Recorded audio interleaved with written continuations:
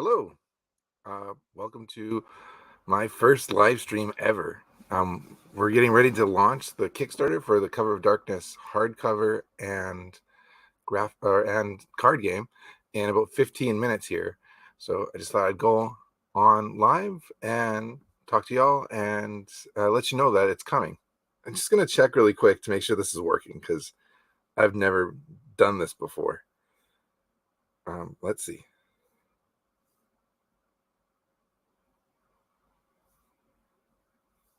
I don't know if it's working.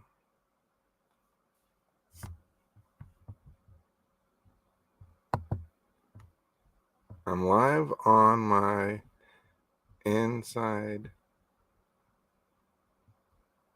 Comics thing, but I don't see me live on Facebook.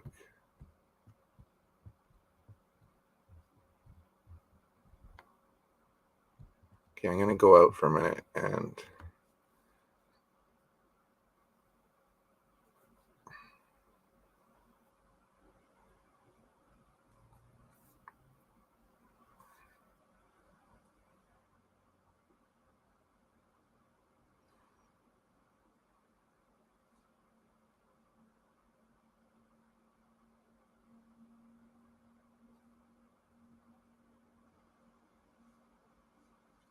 hello?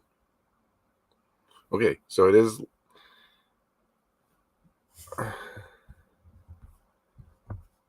How do I add something to another one? So I thought I wanted to be live on YouTube and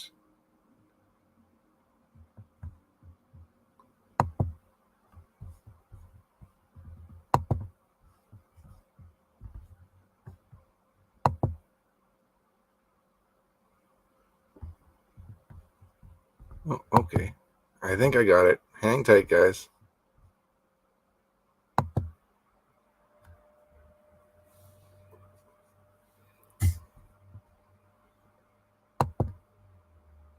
Ah, okay, I think I got it. Hello, and welcome to the launch party for the Cover of Darkness hardcover and card game. Thanks for joining me. I'm hanging out in my awesome closet studio, but it's pretty much the coolest closet in the world, right? So that's all right. And it's a party of one for now. Chris Cam is going to join me a bit later. She's just getting off work. So we're getting ready to launch the campaign for the Kickstarter in about 13 minutes. So I'm super psyched about that. Thank you for being here. I'm just going to check really quick and make sure that this is working. This is my first ever live stream. I've never live streamed before. So yeah, it looks like we're on. So that's cool. Thanks for joining me. Maybe I'll do more of these in the future. I don't know. For those of you who don't know me, my name is George McHale. I co-write Cover of Darkness, which is kind of like Game of Thrones meets Universal Monsters. I write it with my cousin, Chris Cam, and Crystal. Also, Chris Cam is her writing name though, and it's illustrated by the incredible MJ Hiblin, who does everything digitally with his finger. He doesn't use a pencil or a stylus. The series follows a family in medieval Romania that gets separated from each other, and they encounter vampires, werewolves, the mummy, creature from the Black Lagoon, and a steampunk Atlantean Frankenstein. It's about their journey back to each other. Within that family, there's twin shapeshifters, boys that can turn into animals. So you get like gorillas fighting werewolves, and I even got a yeti taking on a polar bear in this thing. It's nuts. Yeah,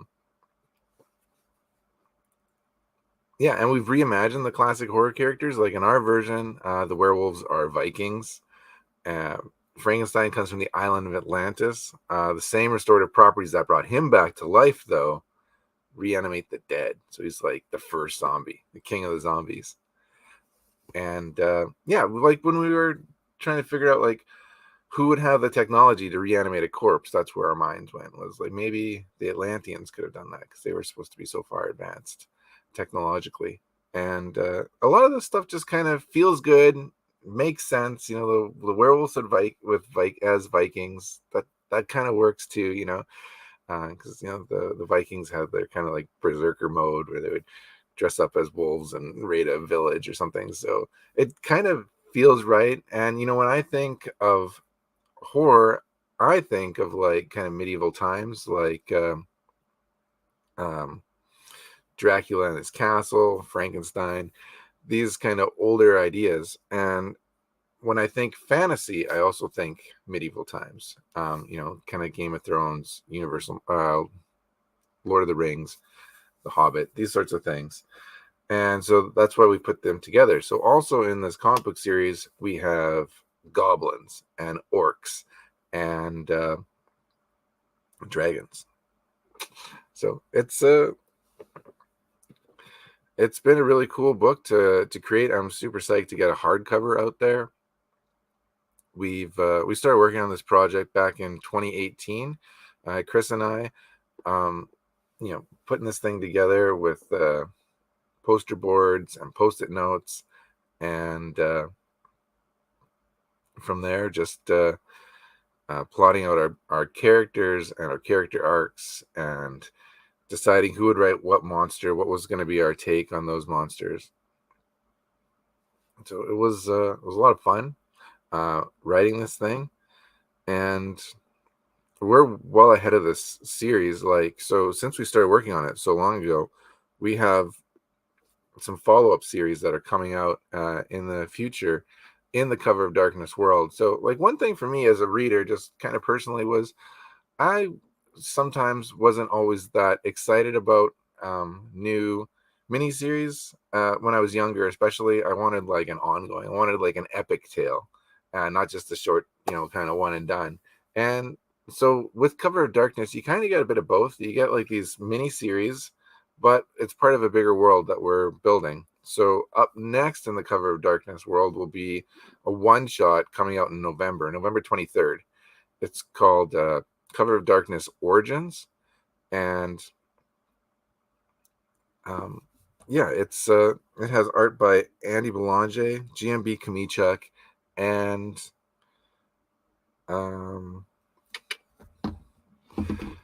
John Delaney, the incredible John Delaney. So we're expanding the world with kind of having like smaller stories featuring some of the supporting characters in our world.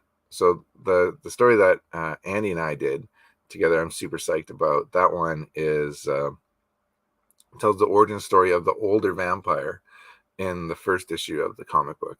His name is Orlok, and we went for like a real kind of Nosferatu kind of design with him, and which is like my favorite. I like my vampires to be kind of monstrous, and I don't like them to be sparkly. They can have like two modes to them, but yeah, they can be kind of charming and dashing and a little slick and wear like their opera cape, I guess, but they got to get into like beast mode too. But with Orlok, he's just kind of gross all the time and nasty and mean, and you'll find out why does he look like that, and it's kind of a tragic tale. And we start him off with he's an elf. He's an elf warrior, hence the pointy ears, and he's protecting the elf kingdom. And he's his niece is dying, and he looks for a cure for her. The other stories in Cover of Darkness Origins is Chris Cam and John Delaney worked together on an origin story for our Bride of Frankenstein character. So in our version, her name is Mary Frankenstein, and she's the most brilliant inventor in all of Atlantis. And it's kind of a fun romp, kind of, because that story is set in like kind of like 2000 BC sort of times. So you get to go through some ancient wonders like the Lighthouse of Alexandria, or the Library of Alexandria, as rather, and see the Colossus of Rhodes, and they're kind of hopping around all those kind of ancient cities and stuff. So it's a fun romp with illustrated by John Delaney, who worked on Simpsons, Futurama, Scooby-Doo, Justice League, Adventures in the DC Universe. So he's worked on so many cool projects, and it was really neat to have him be part of the Cover of Darkness world as well. And then the last story in that one shot that is coming out in stores November 23rd is Ninjas versus Kaiju. So that's a story that I worked on with my buddy GMB Kamichuk, and tells a story of a ninja character that we introduced into the Cover of Darkness world in like issue 6. So, but you get to see who is this guy and where did he come from, and so that's a lot of fun. So we're about 5 minutes away right now, and we're going to be launching soon. I'm super excited to get this hardcover out into the world. It's cool making comic books. Like when I first started out doing this, I grinned like an idiot the first time I had a copy of our comic. It was like almost having a baby. Like I just kept on staring and staring and staring at it. I remember like we had made the book, and I had seen it in digital lots of times, and it was cool. But then Chris Cam, I think it was her 40th birthday that we met in Revelstoke, halfway between the two of us. So she lives in Calgary, Alberta. I live in Kelowna, British Columbia. And no, it was Golden, which is halfway. So we met in a town called Golden, and had kind of a birthday party, and she brought some copies of the book that we had got printed at Little Rock Printers in Calgary, Alberta. If you're an indie comic book maker and you're looking for a printer in Alberta, I would recommend them. And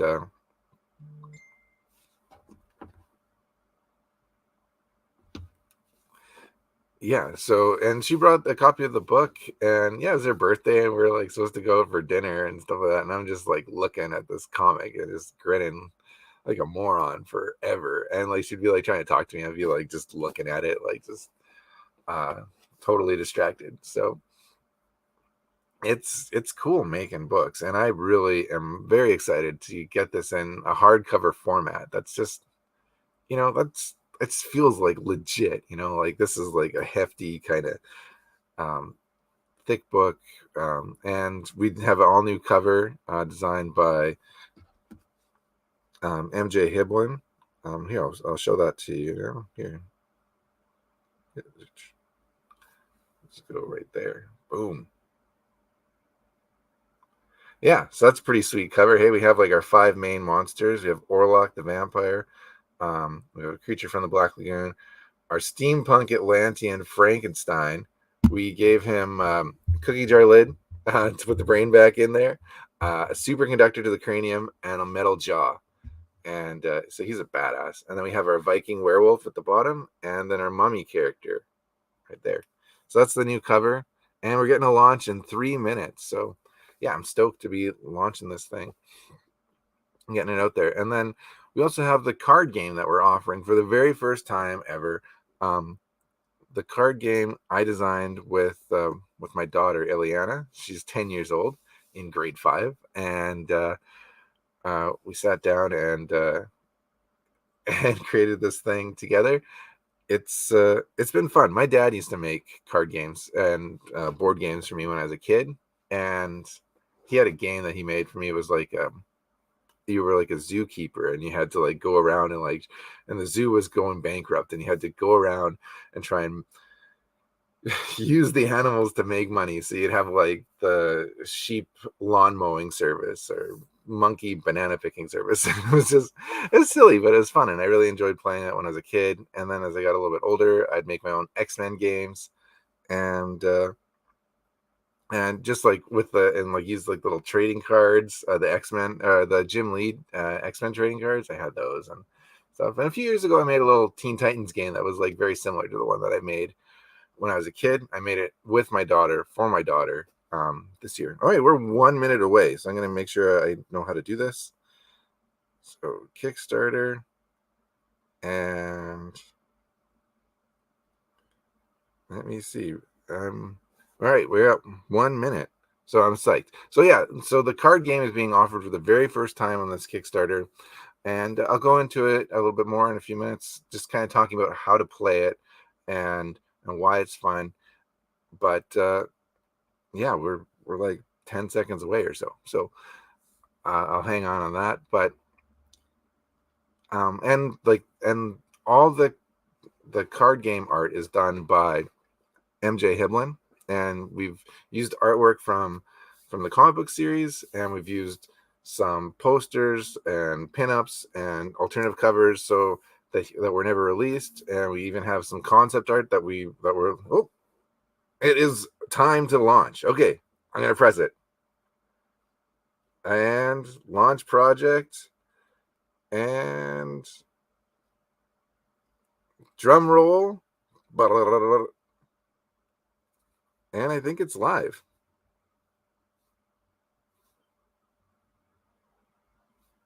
I think it's live. Is it live? I think it's live. So that's cool. We just launched a Kickstarter. This is my first launch party that I've done by myself. I've done a few with Absolute Comics Group. I have a series with them called Resilient, and normally it's me and Benny Powell kind of sitting around talking. The first one I did, I like wore a suit. Hello, hey, I got people from Brazil saying hello. That's awesome. Hi, hey Gary, I see you there. Um, Someone can let me know if we're live and it's working. That'd be great. Yeah. So my first um, launch party, I was with Benny Powell at Absolute Comics Group, and I wore like a suit and tie, and I was drinking champagne, and it was a lot of fun. And those guys, they have a pretty big email list, and they've been doing this for a few years. So their supporters came out and backed the project right away, and it got funded in that like first half an hour. And I'm not expecting that today at all, but it was fun to do a launch party and just kind of like be here talking to people. And I thought, you know what, I'll try it as well. And maybe this is a little embarrassing. Maybe there's people from high school like watching me being like, this guy, dude. But um, it's fun to kind of celebrate your accomplishments and stuff. Hey, all right, we're moving along. I should update it. Hey, all right, got a couple of backers already. This is fun. Um, yeah, so I thought I'd continue doing it. A launch party, do like my first one. I've got a lot of support from the guys at Source Point Press. They've been absolutely amazing. What a great publisher Source Point Press is. If I can shout out the team over there, Josh Werner, the editor in chief, has been just amazing to me, and um, I think we kind of connected at we were at this convention in Atlanta 2 years ago. Yeah, I think 2 years ago at Days of the Dead, and he was having a horrible time. His card got busted into, and computer got stolen, and the show, it was a weird show. It was still kind of COVID times, and um it was a tough one, but he was hanging out, and we just got to chat a little bit, and I just kind of said, man, like we've been kind of circling the wagons on doing Cover of Darkness with Source Point, and he kind of like, I think he kind of made it happen. He's like, yeah, like let's pull the trigger on this thing, and it did really well. Like it was nice to get the book out into stores.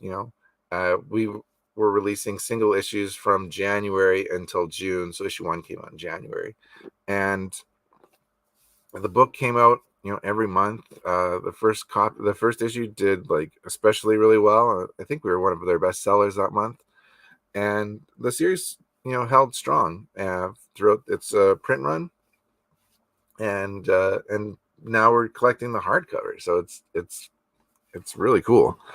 um so let's talk about the card game. So in addition to the hardcover graphic novel of the comic book series, which many of you may already have the comics, and if you want to get the hardcover as well, that'll be cool because you can put it on your bookshelf and it looks dope. But the card game is being offered for the very first time ever. And so my daughter and I made it about a year ago.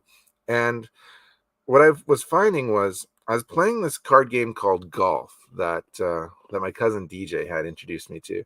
And it's an old card game where you play with like regular playing cards, and you go around and you get a set of 6 cards dealt to you, 6 cards face down, and you put them in a 3x2 grid, and you're allowed to look at the bottom row once. Actually, I think it was only 4 cards for Golf. We did 6 with Cover of Darkness. Anyways, you're allowed to look at the bottom row only once, and then you have to turn it down, and you have to try and make pairs.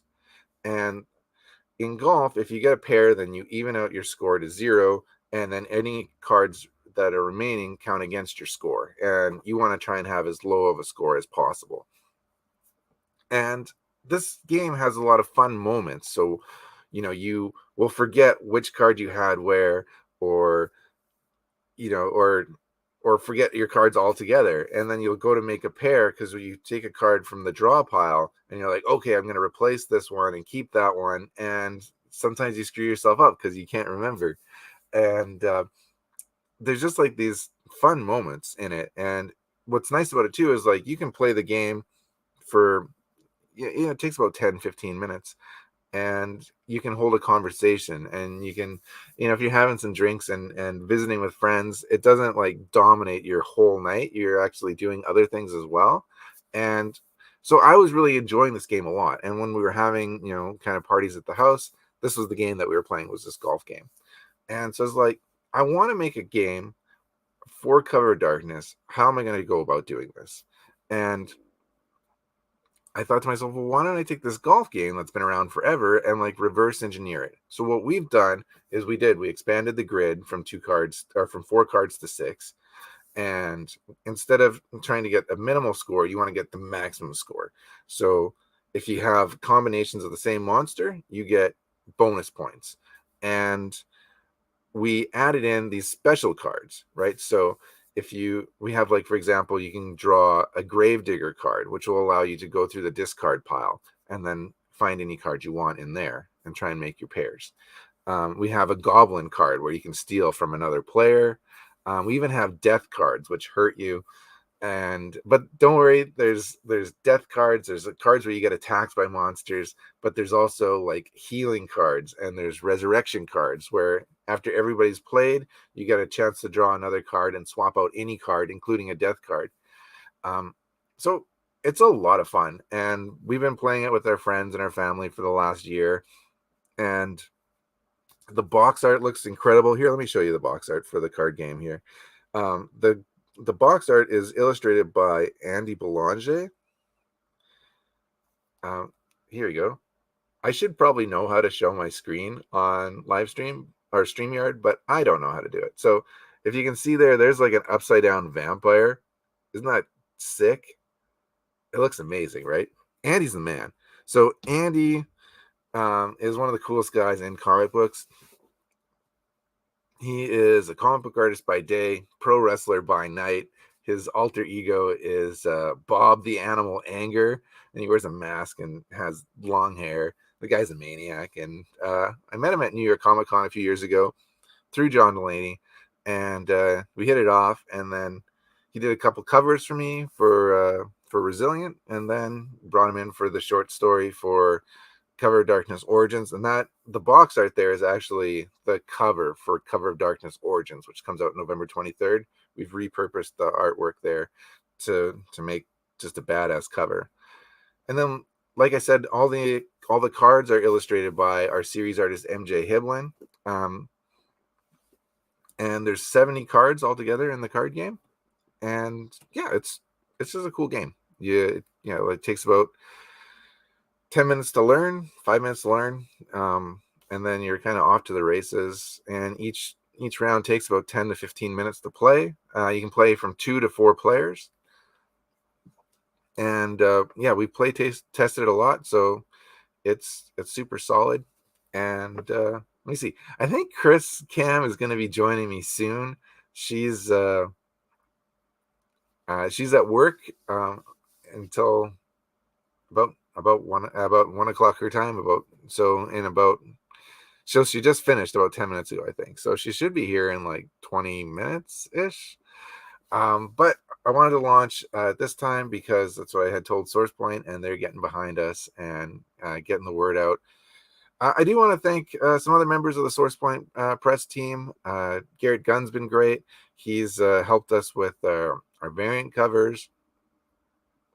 He on the regular series, he found store exclusives, so comic book shops that wanted to take on Cover of Darkness and have like an exclusive version of the comic for them. I did provide some of the art. I had some amazing covers by Carrie Nord, by Ali Garza, that were picked up by some stores and exclusively available through them. I would like to talk about some other members of the team too. Lix Leon, um, she's a part of the SourcePoint press team. She did a lot of the graphics for the uh, Cover of Darkness campaign. She did the graphic design for the card box and designed our Kickstarter page, and I believe Cam was part of it, and another person that's maybe newer to SourcePoint that I don't know. I've had a lot of support from the team over there in getting this thing ready to launch, which is great. Yeah, it'll be nice to kind of refill the coffers a bit here if we have any profits. Like I said, we're continuing this series, and we have the first 6 issues out now, but then we have 3 one-shots coming out, one in November and then 2 in the spring. And then our sequel series comes out next November.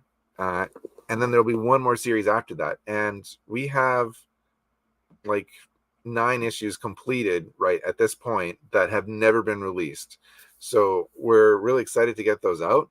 But because we're so far ahead of the game, Chris and I are a little bit upside down on our future issues. The first 6 issues have been really successful. We've been out there hustling. I did 15 conventions this year, and so maybe I met some of you out at some of the cons, and and you bought the single issues, but now's your chance to get the hardcover or the card game. So let's talk about stretch goals. So we have some cool things available if we hit our goals. So our funding goal is 5,000 Canadian dollars, which is, I think, maybe like 80, 90 combos. So I think we should get that. And then if we hit, I believe it's 7,500, we have pinups. So you get 10 pages of pinups added to the back of the hardcover, which is like unused covers or those covers that were available at comic book stores only, at the comic book the exclusive covers that were at some of those comic book stores rather. So the Carrie Nord cover, the Ali Garza cover, we have some amazing covers by Colin Turnbull, John Davies, and Tim Laddie, who worked on Ghostbusters, and he's done some work for Ninja Turtles and G.I. Joe. He did a cover. He's a good dude. He's based out of New Orleans over there. And so you get those, there's like 10 pinups in the back of the book added to the thing. We also have covers throughout the graphic novel by Scott McDaniel. Scott McDaniel is a legend. I was super excited to work with him. He's worked on like Batman and Nightwing, and he's done some work on like Green Goblin and Daredevil and Elektra. And guy is just an incredible talent. And he was like just one of my favorite artists. And he did 6 covers for us that were released in the comic book stores as our cover Bs. And those are included in the book already. Our A covers by MJ Hiblin, our series artist, our B covers by Scott McDaniel, and then our pinups have like a bunch of different artists in it. And then if we hit $10,000, we have a stretch goal reward of concept art added to the book. So MJ Hiblin has done some incredible designs for these characters. Here, I'll show you a few of them. I think I have them right here.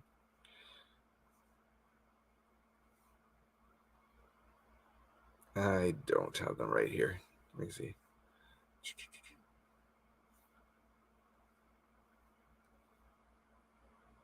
Yeah, okay. Here's like our Yeti design, if you can see that. Isn't that dope? He gave him like a baboon mouth. And there's the Frankenstein design. So you get these designs as concept art added to the back of the hardcover graphic novel. If we hit that stretch goal reward at, I believe, 10,000, I'm not sure what it is. I forget what the stretch goal reward amounts were. I kind of forget.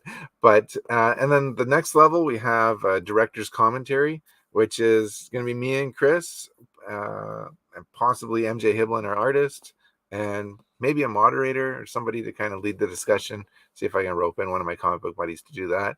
And we're going to sit down and go through the comic like page by page.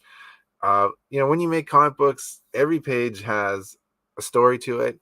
Has what was your inspiration behind this character design or this story arc, and we're gonna get into it. And so you get to like kind of what do you call it? Pull back the curtains and see, yeah, like the Wizard of Oz reference, right? And see the wizard. So see us and see our thoughts there of creating Cover of Darkness.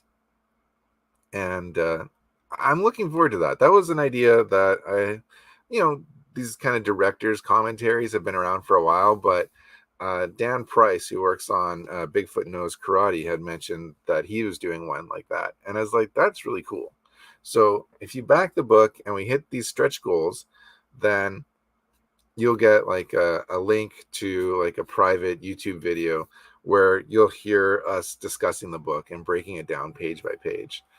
And then the last stretch goal reward that we have right now is a signed book plate. And so what that is it'll be like a piece of cardboard paper that will get mailed to me and Chris, and we'll sign it. I think I'm gonna do like my little vampire sketch on them, so you get a little doodle from me too. And so you get it signed, and then those will get sent back to SourcePoint, and they'll glue it into the hardcover. So it's like a signed book plate in every book. And right now, it's all the stretch goal rewards we have, but there could be more in the future. We'll see how this campaign does. Let's take a minute and check in and see where we're at right now. I haven't been watching. Hey, we're at $500 already. That's great. So we're 10% of the way to our goal. So that's really cool. Like I said, I'm not really expecting to get funded in the first hour. I probably need to work on like building my email lists and these sorts of things, but it's comic books is an interesting industry, right? Because you want to it's so awkward for me. Like when I'm selling at a convention, which is where I do a lot of my sales there, you make the sale and then it's like, well, what do I try and do? Should I try and like upsell them and like tell them like, hey, here's my other project, if you're interested in that, or we have posters, or I have a t-shirt, or do I just let them walk away? Or do I tell them to join my mailing list, or get them to follow my Facebook or my Instagram or my YouTube channels?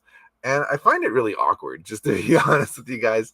It's like, I told them about the book. They're like, yeah, this book sounds cool. End of story.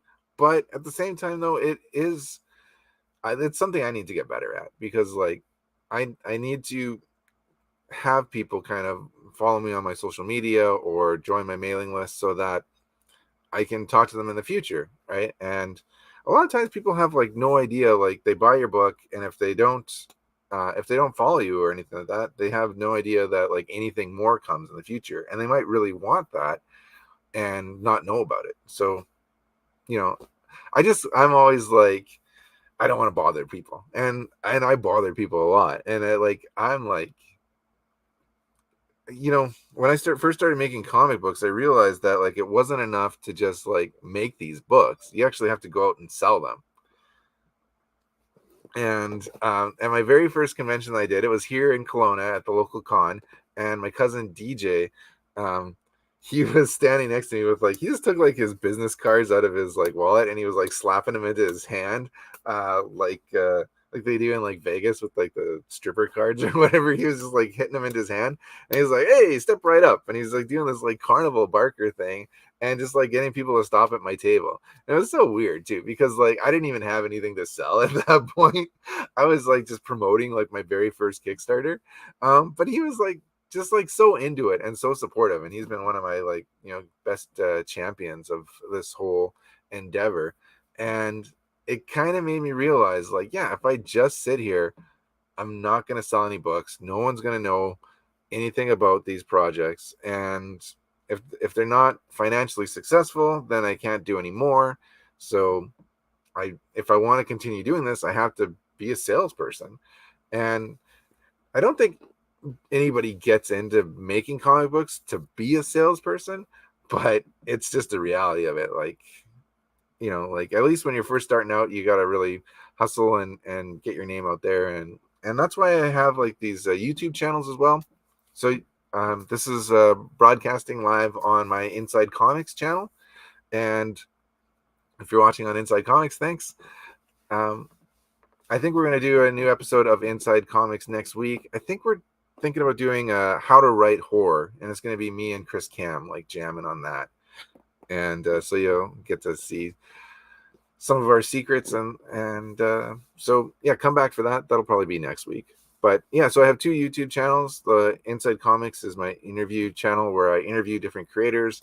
I've had people who've worked on big two books. I've had people who've worked on indie books for Source Point, IDW, Boom, and then I've had people that are just starting off in the industry, and I kind of pick their brains on how do you make comic books? How do you promote comic books? And I've had some really great episodes. And actually, probably my favorite episodes are with Josh Warner, Source Point Press editor-in-chief.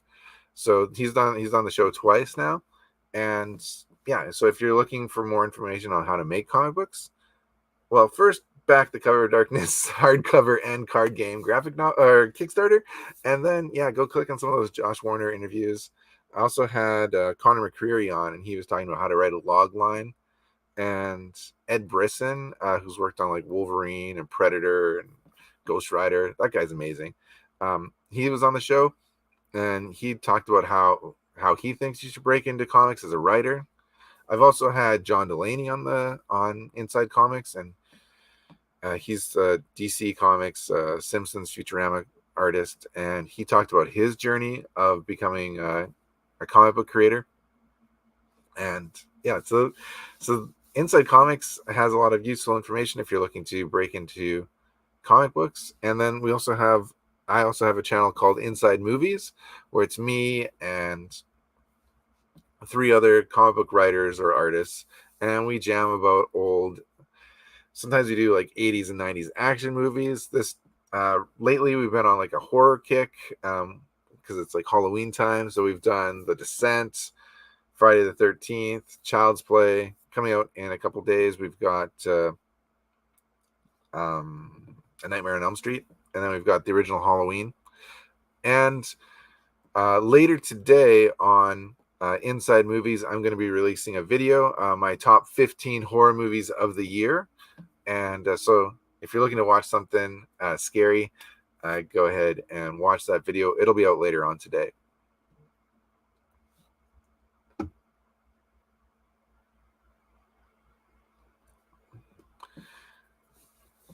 Let's check in on the Kickstarter one more time. Yeah, and it's still moving, and we've got a bunch of backers, and it's going along pretty good. Chris Cam should be joining us in the next 10 minutes, so stick around for that, and we'll be jamming on how it's going.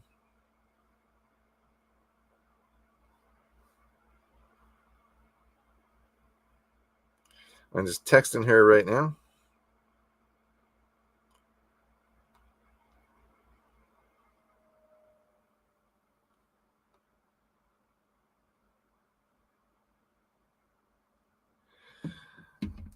Maybe I'll point out right now some of the covers that I have in the background here. So these are the covers that were done by Scott McDaniel. So we've got The Mummy, right here with one of our main characters, Kandra, our vampire Orlok with Thalassa, and then our creature from the Black Lagoon inspired character. His name is Finn Merman, and he's with Echo there. So those are the covers that Scott McDaniel did for us. So I've got 3, and Chris has got 3.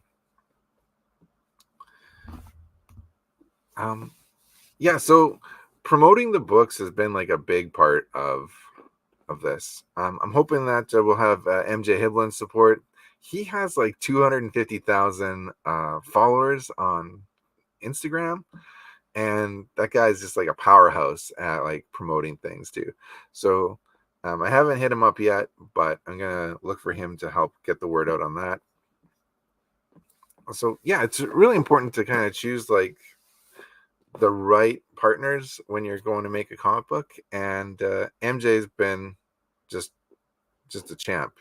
Like I said, we have 12 issues done with MJ right now, and then the 3 one shots have like an assortment of artists, and you know, MJ is a big fan of horror, and the way I discovered him was through his Instagram feed. He was posting pictures of monsters, and I thought this guy would be perfect for the series that we're developing. And I reached out to him, and he actually said this is his dream job, like drawing these classic characters and getting to do his own spin on them. Our Frankenstein character, he actually told us in an interview, was inspired by Lockjaw from. Here, let me show you here. So in He-Man, there's a guy named Lockjaw who has like a metal jaw, and he's like, I always liked that design, and I thought, you know what, if we're doing like a kind of a bit of a cyborg guy with mechanical parts, let's go for that.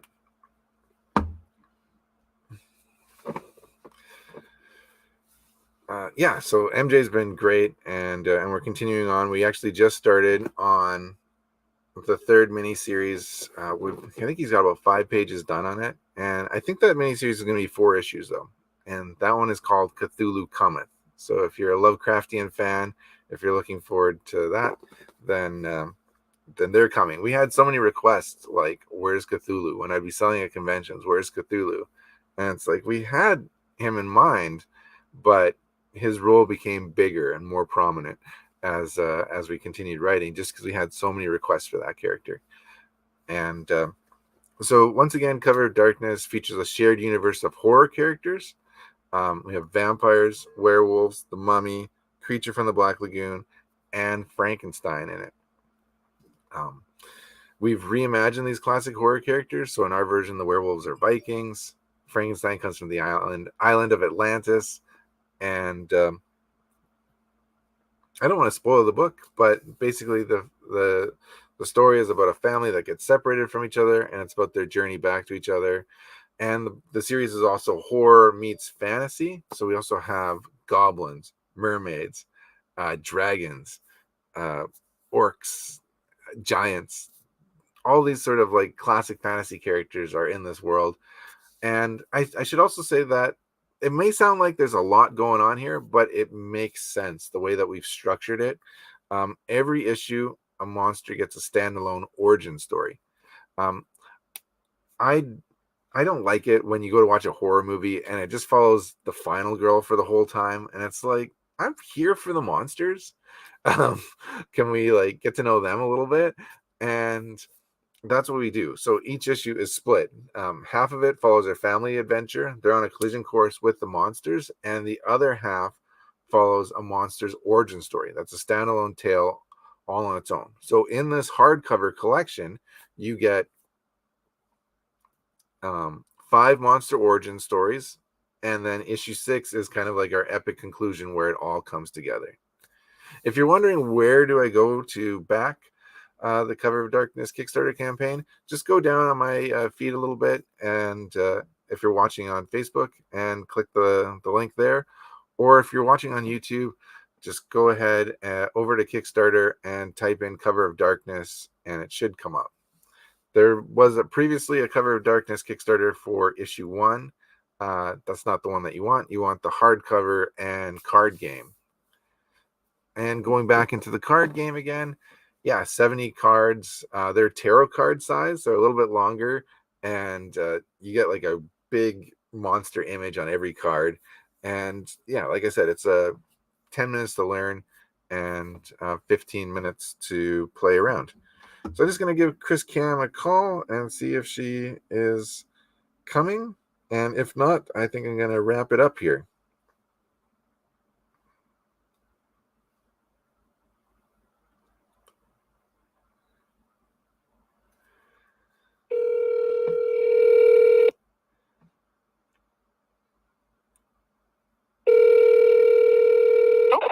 Hello. Hey, what's going on? We're waiting for you. You're on speakerphone live on our launch party. Love it. Awesome. Well, I'm just getting in the house here, so give me 2 minutes and I will be right there. I'm excited to join y'all. Okay. All right, we'll see you soon. I sent you a link in your email. Okay, perfect. I'll find that. All right, bye. Okay. Okay, so she is coming, so we'll keep on talking. I've kind of done my pitch about as much as I can, so we'll see what Chris has to say. It's been cool working on this. You know, Chris and I are cousins. She's like 2 years older than me, and we grew up together. Like, she would come down usually for like the whole summer, from like, you know, mid-June to September, and um, yeah, so we spent a lot of time together, and I would pester her, and I would, you know, wake her up in the morning, like, you know, throwing tennis balls at her and stuff like that, and try and get her to come out of bed on like Saturday morning to come and watch like the X-Men cartoons with me and the Batman and the animated series with me.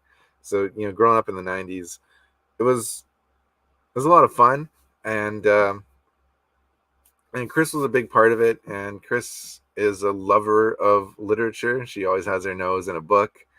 She's spent most of her life working at bookstores, writing novels. And so when we started working on Cover of Darkness, uh, you know, we kind of collaborated together, and we brought different things uh, to the project. Like, she doesn't watch scary movies like at all. Like, she is a chicken, and I love them.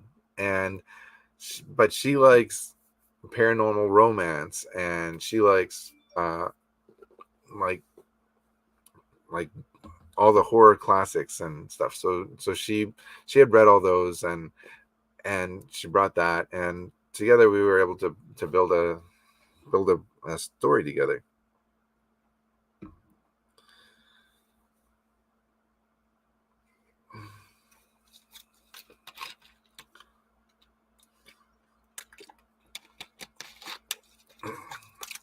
Let's take a minute and see where we're at with the Kickstarter. Okay. Yeah, we're at 11 backers now, and it's moving along. I think this is something that, you know, people will see later on. Maybe I'll edit this video. I don't know, and kind of put it together a little bit more concise. But like I said, later on today, I will have my top 15 horror movies of 2022.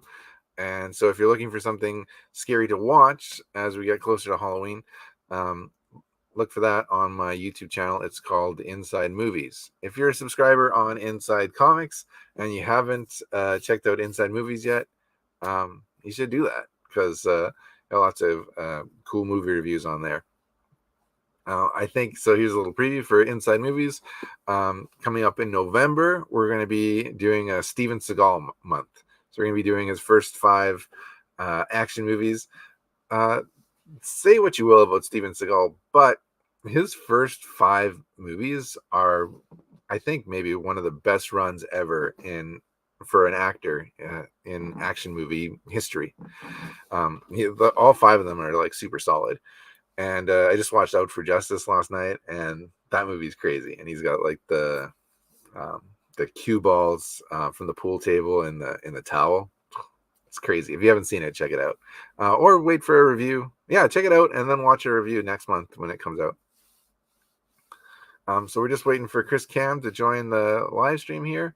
And yeah, we're just going to hang out for a bit and talk about our Kickstarter.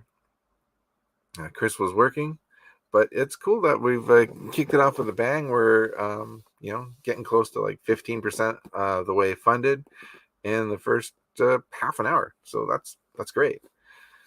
And yeah, I've been doing a ton of interviews and press. Today, Matthew Kund, who's a comic book creator, I believe he lives near Washington, D.C. He's a great dude. And he had me on his podcast, Constructing Comics. So that'll be, that should be like live today. And I'll share a link to that in my Facebook feed later. And I was on The Geek Awakens. Yes, The Geek Awakens with Mitch yesterday. So just getting the word out on the projects. That's, as a comic book creator, that's a big part of of what you do. I never realized that when I was first getting started, that, uh, making comics, so much of it was promotion, but it's a big part of it is just kind of getting your name out there and getting people to know you.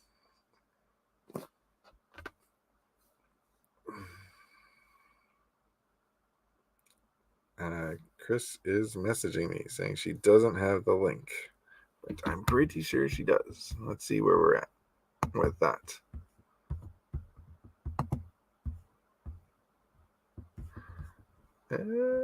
Maybe she doesn't. Wait, yes, she does.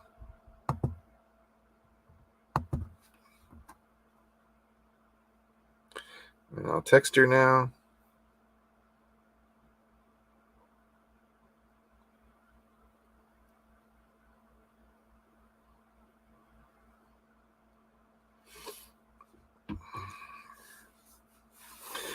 Yeah, so Chris Cam will be joining us momentarily.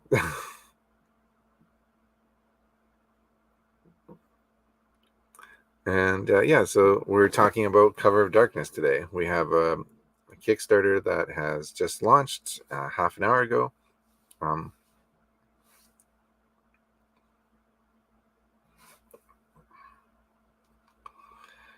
Cover of Darkness was published by SourcePoint Press. It came out in from January until June of this year. And this is the Kickstarter for the hardcover graphic novel and for the card game.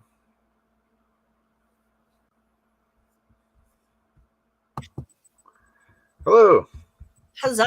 How you doing? Hey. So we launched our Kickstarter about 37 minutes ago, and I've been talking by myself for about an hour at this point. I'm going a little nuts, but let me see. We are. How do I get out of this? Well, it's not.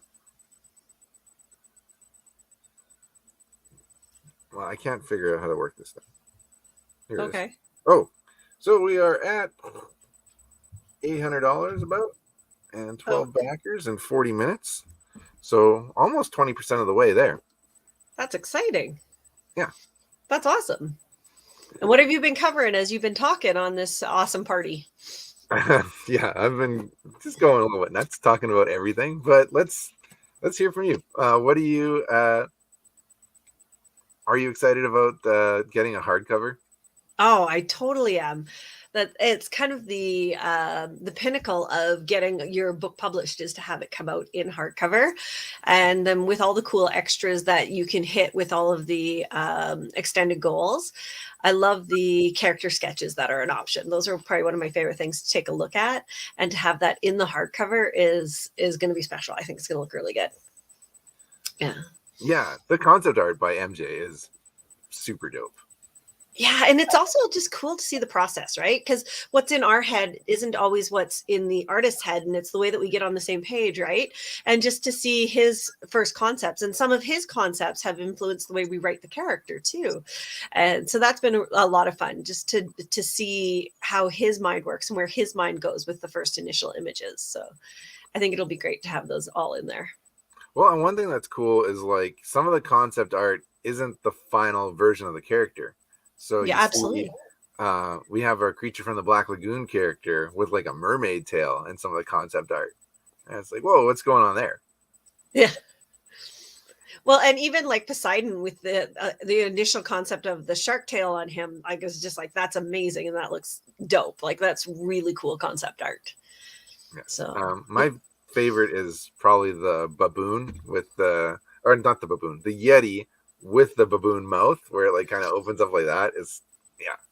yeah, And then so yeah, we have the concept art that we're hoping to hit, and we also have a bunch of pinups that that we're including in the back of the book as well. So we have like the Carrie Nord cover. Carrie's a legend, man. He worked on like Daredevil and Conan the Barbarian, and and so talented. And this really shows his scope because this is very different than his normal work, but it's amazing, and it's just a beautiful picture of a vampire and a woman with an axe, which you don't usually think would be a beautiful picture, but he totally pulled it off, man. He just totally killed it.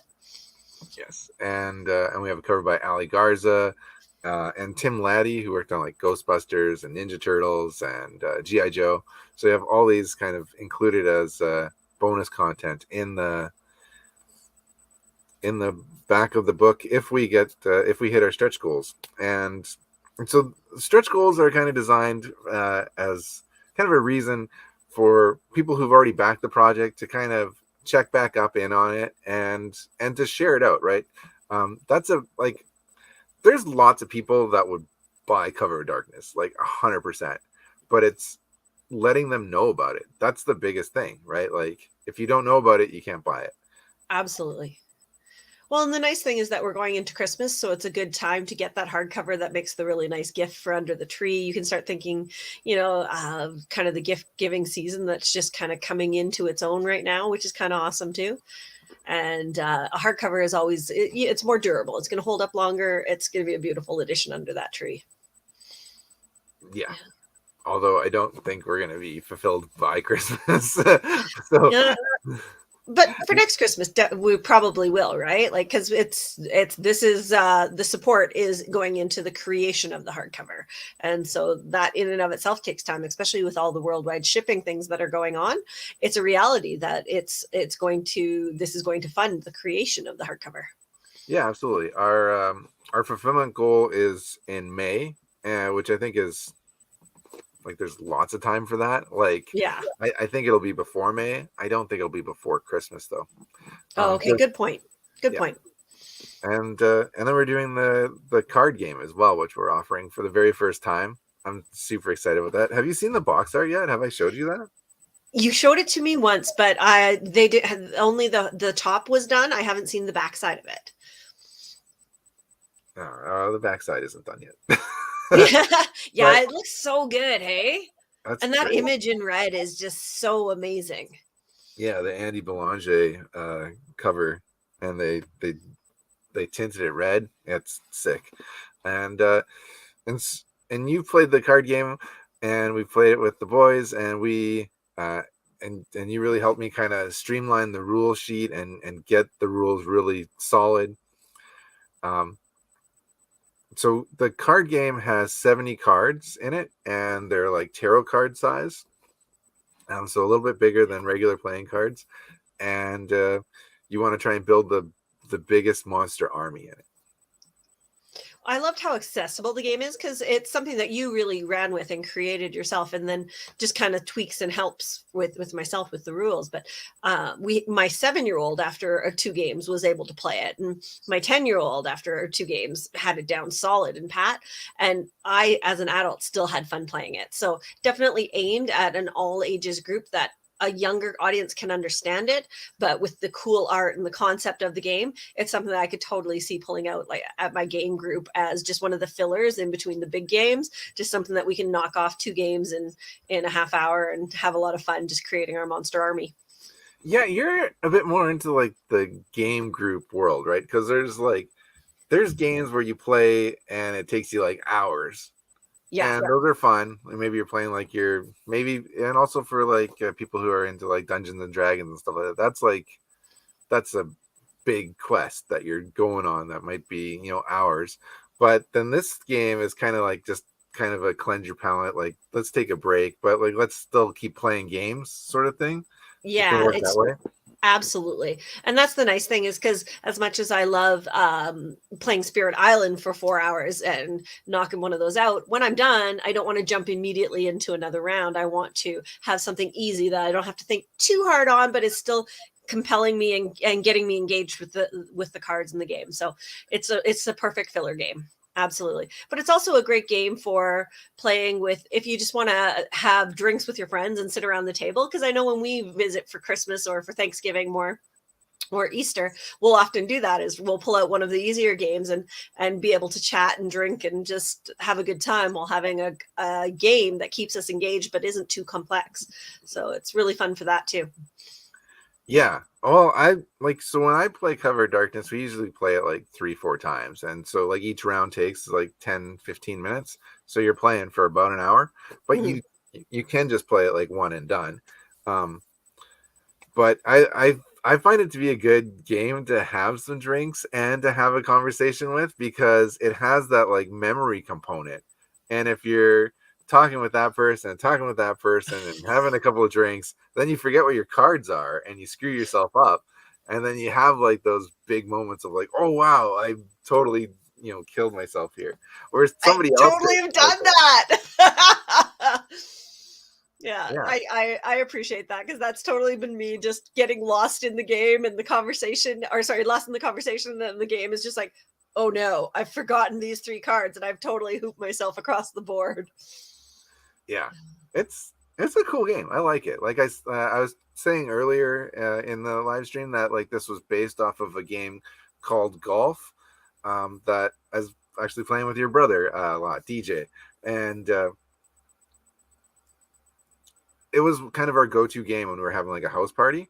And I was like, well, let's take this game component, this game mechanism, and then like kind of reverse engineer it, and then like add something to it. And so we added the special cards, and we have like the Gravedigger card where you can dig through the discard pile and find the card that you need, or we have a Goblin card where you can steal somebody else's card, and we have a Shapeshifter card which lets you which works as any monster that you need. So you can get more than 4 of a kind. With the 2 Shapeshifter cards, you can actually get 6 of a kind, and just blow your score right up. So it's a game that we've it's been over a year since we made it, and we've play tested it like it's been played like over 100 times, and it's a solid game. And with SourcePoint Press helping us with the graphic design of the box, they're going to do some graphic design on the rule sheet.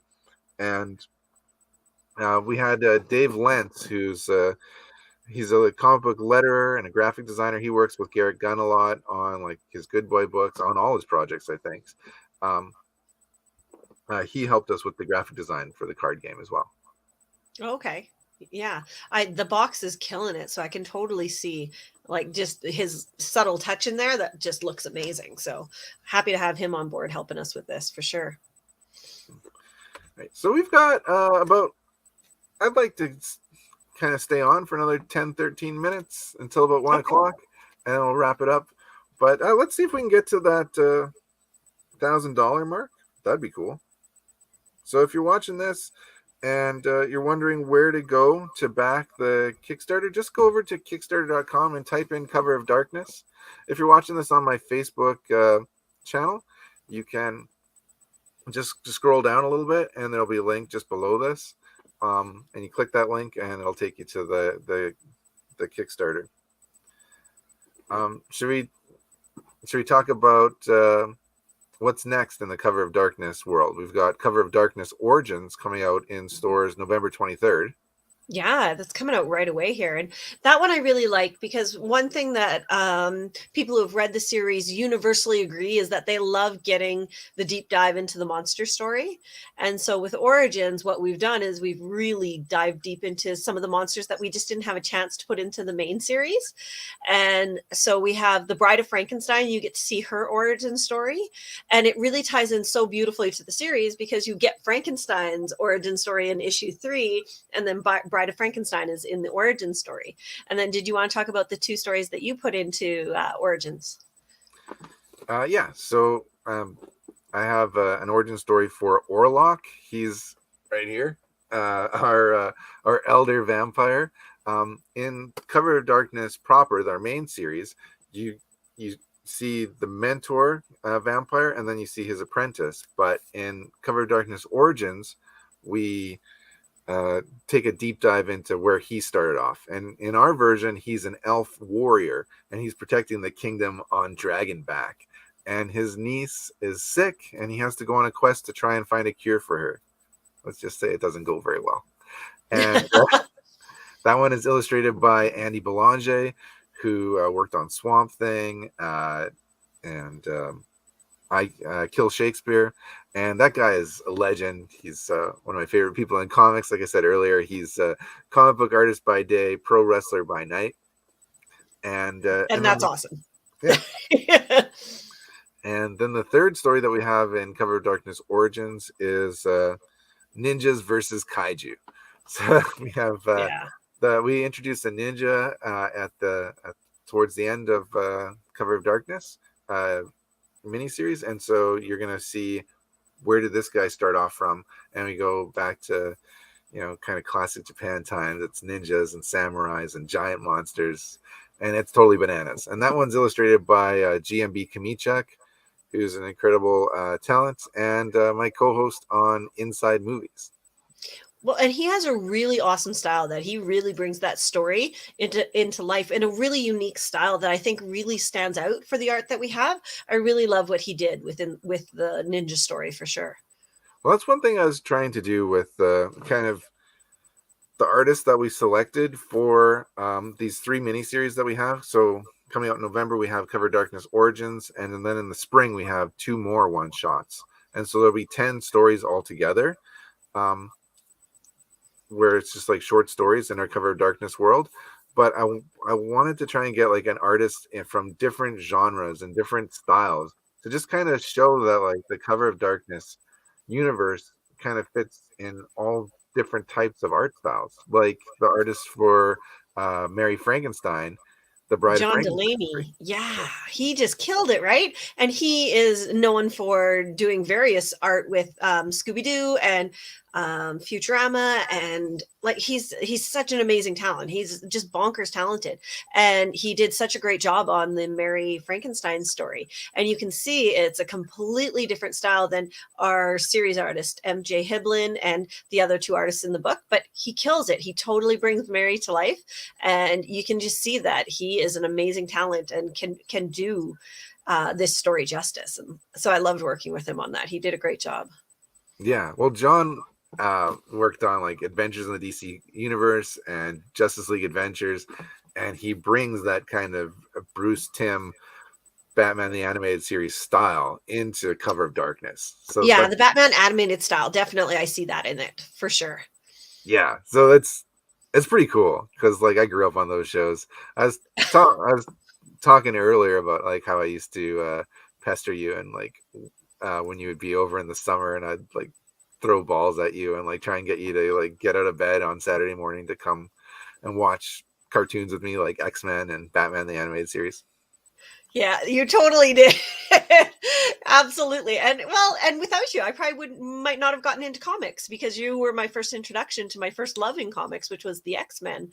And I totally give you full credit for bringing me into that world. And now it's a world that, 35 years later, I'm still loving and embracing.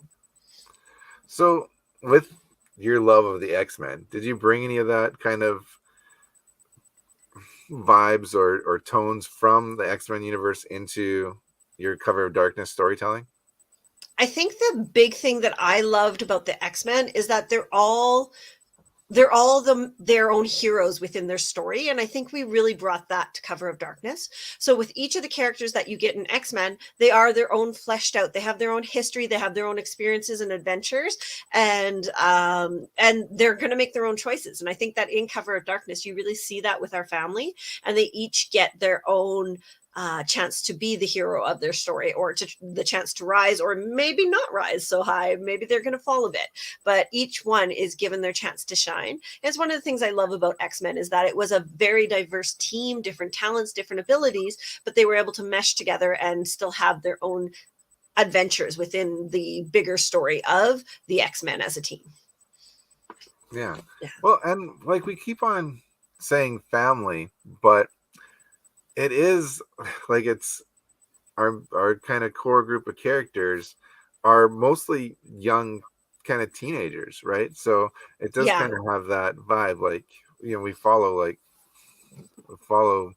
kind of kids going through growing up, and within the family there's twin shapeshifters, and so like boys that can turn into animals, which gives us like these really cool like monster animal fights. We've got gorillas taking on werewolves, we've got a polar bear taking on a yeti.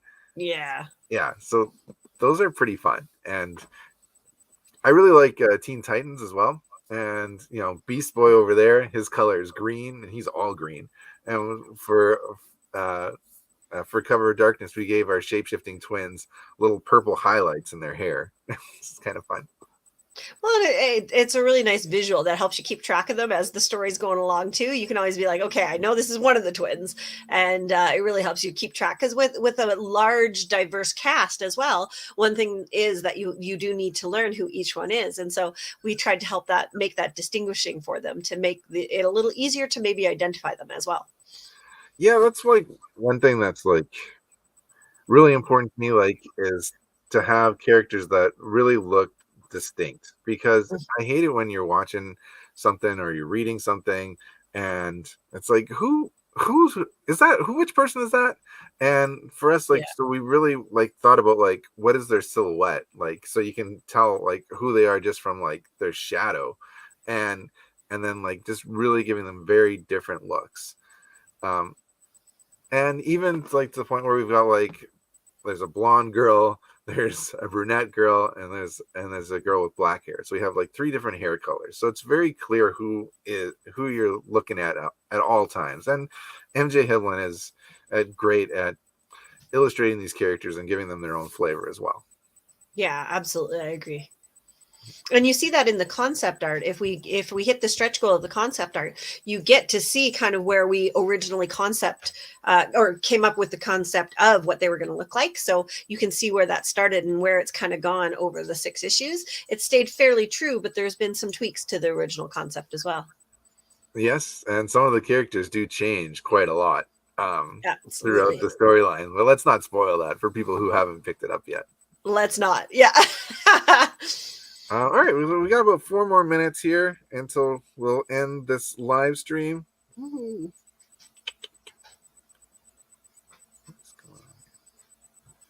Yeah, and we're about $900 at this point.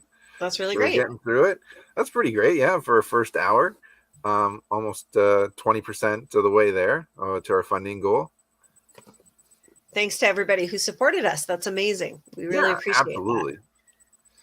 Yeah. That's cool. Yeah. So what are you most excited about with this Kickstarter and with the new hardcover coming out, George? One thing I'm looking forward to, and I'm pretty sure I've talked to you about it. I don't know if I have. And well, okay. The number one thing I'm most excited for is getting the card game out and having that be part of people's lives. Just, when you have like your family game night and you pull out a Cover of Darkness game and you play that, and you're kind of being invested in our characters and just being part of like people's kind of families. You know what I mean? Like a book is something that's like very kind of like you read it and then it's kind of personal in a way. Maybe you share it with somebody, but for the most part you read it and you keep it to yourself. But a card game is something that is like you share with a family and you build memories together. And it's just, I'm really excited about that idea. But I'm also really excited about one of our stretch goals, which is this director's commentary. Oh, Which yeah, so you and me, and hopefully we get MJ Hiblin on board, and maybe we'll have a moderator, and we'll film a video together if we hit the stretch goal, and talk about the creation of the book and really kind of go through it page by page, because I know there's so many stories on like every page about like the behind the scenes creation of it, and I'd really like to get to that stretch goal and make that video with you. yeah, I think that would be so fun and so many people are aspiring writers and there's so much that goes into it. And so we could give those tips and hints. And while I'm happy to talk to people one-on-one, just going through that book and just seeing the pages reminds us of everything that we go through every page, right? Yeah, I did mention earlier that that I was hoping to film a video with you on Inside Comics about how to write horror. Is that something you Yeah. want to do later this week?